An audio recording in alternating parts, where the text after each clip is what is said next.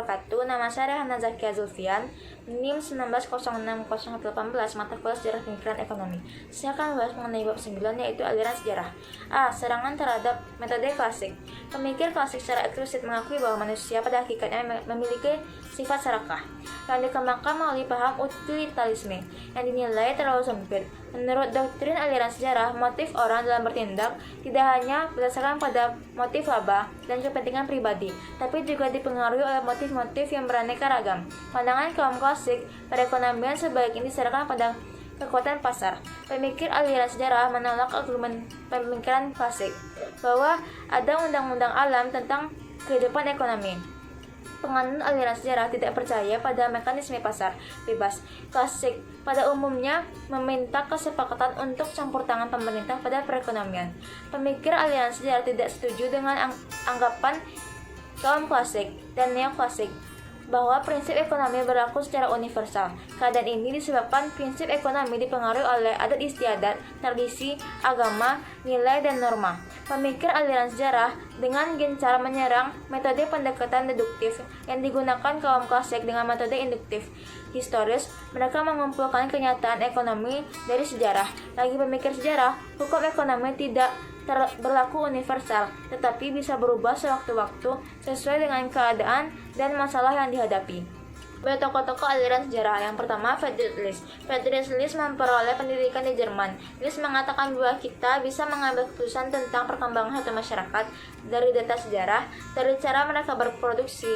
Setiap kelompok masyarakat pada umumnya melewati tahap-tahap sebagai berikut. Yang pertama, tahap berburu dan menangkap ikan atau tahap perbarian, yang berasal dari masyarakat primitif. Kebutuhan dipenuhi dari apa yang disediakan oleh alam. Yang kedua, zaman mengembala atau pastoral, yang mulai berternak tapi tidak nomaden.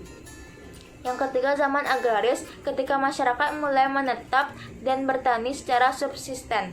Yang keempat, zaman bertani menghasilkan industri manufaktur sederhana dan mulai melakukan perdagangan lokal. Yang kelima, masyarakat bertani manufaktur lebih maju telah melakukan perdagangan internasional.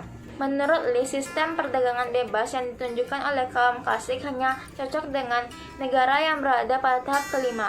List banyak mencurahkan perhatian pada masalah kebijakan ekonomi, terutama melindungi industrialisasi Jerman yang tertinggal dari industrialisasi Inggris. Bagi List, kebijakan ekonomi yang benar adalah kebijaksanaan yang memungkinkan majunya kondisi ekonomi negara sendiri dan bukan sebaliknya. Yang kedua, Bruno Hildebrand. Menurut Hildebrand, dilihat dari tiap kelompok masyarakat dalam melakukan tukar-menukar dan berdagang, kelompok masyarakat tersebut dapat dibedakan atas tingkatan sebagai berikut. Yang pertama, tukar-menukar secara in natura atau barter. Yang kedua, tukar-menukar dengan perantara uang. 3. Tukar-menukar dengan menggunakan kredit. Penelitian Hildebrand dianggap cukup baik di bidang sosiologi, tapi kurang bermakna ditinjau dari pengembangan ilmu ekonomi. Kelemahan dari karya penelitian sejarah Hildebrand bahwa berbagai penelitian yang dilakukan hanya berupa monografi sejarah bersifat deskriptif tentang masalah-masalah ekonomi. Namun karya tersebut tidak disusun ke dalam suatu kerangka acuan yang dipadu. Oleh karena itu, karya penelitian sejarah Hildebrand dinilai tidak berarti dalam pengembangan ilmu ekonomi. Yang ketiga, Gustav von Schomoller. Schomoller menjadi terkenal karena terlibat perdebatan sengit dengan pakar klasik. Perdebatan tersebut berkaitan dengan metodologi dalam pengembangan ilmu ekonomi. Schomoller menekankan perlunya kelenturan dalam perekonomian dan memberi ruang kepada pemerintah untuk memperbarui keadaan ekonomi. Pandangan Schomoller agak berbeda dari pandangan tokoh aliran sejarah lainnya.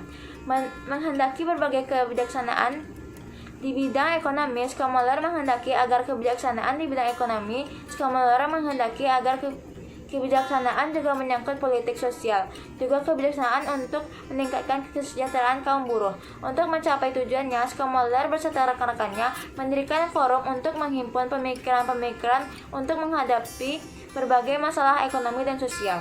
Yang keempat, Werner Sombart. Werner Sombart mengatakan bahwa pertumbuhan masyarakat kapitalis dapat dibedakan antar beberapa tingkatan. Yang pertama, pada tingkatan prakapitalis, pertumbuhan ekonomi masih bersifat komunal, struktur sosial berat ke pertanian, kebutuhan manusia masih kurang atau rendah, uang belum dikenal, motif laba maksimum belum nampak, dan produk hampir ditujukan keseluruhnya kepada diri sendiri.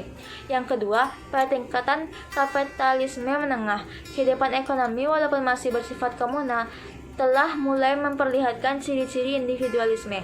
Struktur pertanian industri mulai berimbang, masyarakat sudah mengenal uang, motif laba maksimum mulai tampak, dan produksi tidak hanya untuk diri sendiri, tapi juga ditujukan untuk pasar. Yang ketiga, pada tingkatan kapitalisme tinggi, ciri masyarakat komunal mulai hilang, paham individualisme mulai menonjol, struktur ekonomi semakin berat ke industri dan perkotaan, peran uang semakin menonjol, motif laba maksimum semakin kelihatan, dan sebagian besar pada produksi digunakan untuk memenuhi pasar.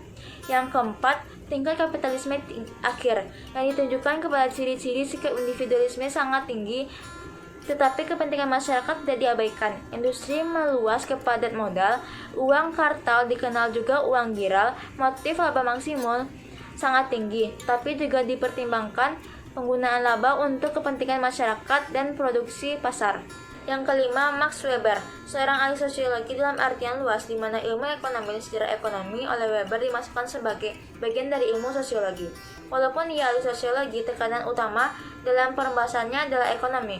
Weber bertolak dari asumsi dasar rasionalitas adalah asumsi peradaban barat yang mempunyai nilai dan pengaruh universal. Dari barat, aktivitas mencari laba diselenggarakan secara baik dan terorganisir secara rasional.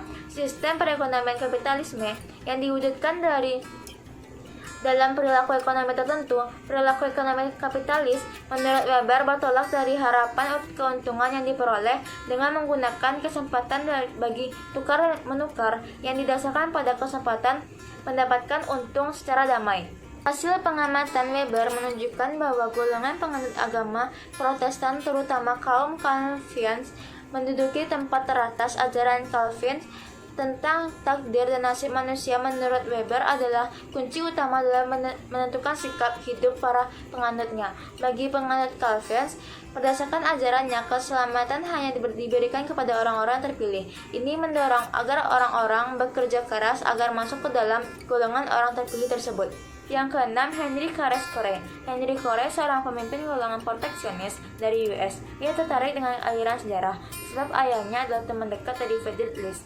Suatu negara hanya mengandalkan pertambangan pada ekspor produk pertanian dinilai sebagai tindakan yang bodoh dan merugikan bagi Corey.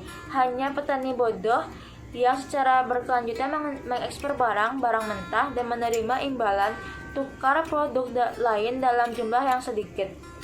Tindakan seperti ini hanya menyebabkan semakin sedikitnya kesuburan tanah dan semakin melemahnya posisi negara dibanding negara lain yang sedang maju pesat.